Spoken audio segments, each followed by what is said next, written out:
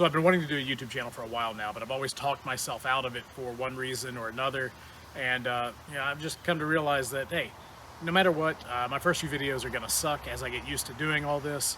So let's just go ahead, bite the bullet, and give it a shot. I mean, the only way to really fail is not to try. So anyway, most people start off by showing a really kick-ass project or something like that.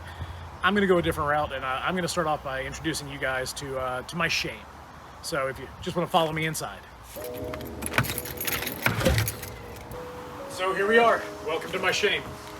As you can see, my shop is pretty messed up. Kind of hard to get anything done, so I end up bringing everything out to the driveway and then having to play tool Tetris to get everything back.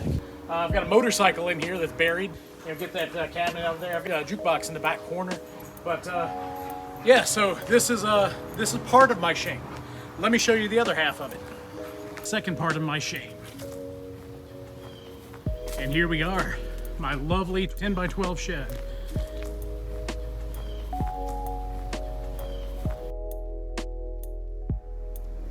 So you're probably saying, all right, what's to be ashamed of? It's a nice looking 10 by 12 shed, it's under development, but you'll get there. But this has taken 2 years to get to this point, and that's what I'm ashamed of. I would run into obstacles, screw something up, wall wasn't 100% plumb. The entire structure is actually out of square a little bit. And it would just dishearten me, and I just couldn't bring myself to get back to it, and I'd just I'd get depressed, and I'd just let it bring me down. And I'm finally, trying to get back into the swing of things, trying to get this done, and I'm hoping that some of these videos will really help to spur me along and to get my activity level up. So what you're seeing here is a step back in time. It's where it all began, an empty backyard. Because of the slope of the yard, this spot tends to gather water, so I dug it out a bit. I added a buried drain into a small cistern that I dug into the alley behind the yard, and I laid down some stone to aid in the drainage. The shed's foundation is pressure-treated 2x6s on treated 6x6 skin, which I then covered with 3/4 inch OSB. I built the walls flat on the deck, one by one, and then stood them up into place. To give the shed as much weather protection as possible, I covered the sides in house wrap. Next, I went on to installing my homemade 2x4 trusses, but that wasn't without issue either.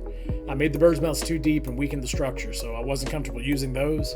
Instead, I remade all the trusses from 2x6s, and I was much happier with the results. So once the trusses were in place, I sheathed the gable ends and covered them in house wrap. I made sure to overlap the walls by a lot. I think the manufacturer suggests a minimum of about 6 inches, but I'm pretty sure I overlapped by about 2 feet. Installing a board for the fascia backer came next. This is going to be a big help when I installed the roofing because I could nail some offcuts to the backer, and that would help support the sheet goods while I was nailing those down. Before I did more on the roof, I wanted to get the fascia installed so I could overlap the sheathing and help protect the raw ends from the element. After the fascia, I nailed on aluminum drip edge around the perimeter and then laid down some 30-pound synthetic roofing felt. And this is where the project stands today.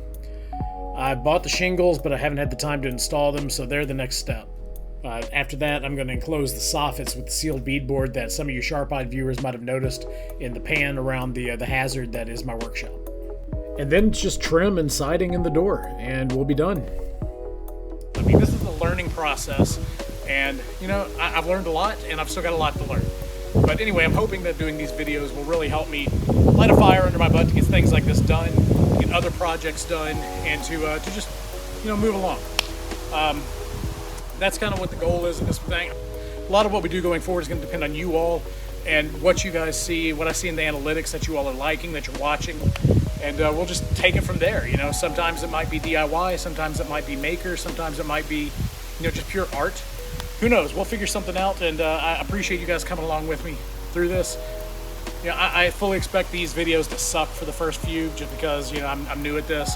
I don't really know how to talk to a camera. I don't really know what I'm doing. I'm filming all of this on an iPhone right now. I've got a couple other cameras that I don't really know what the hell to do with them. So we'll start slow, we'll start together, and we'll see where this goes. I appreciate it, guys. Have a good one.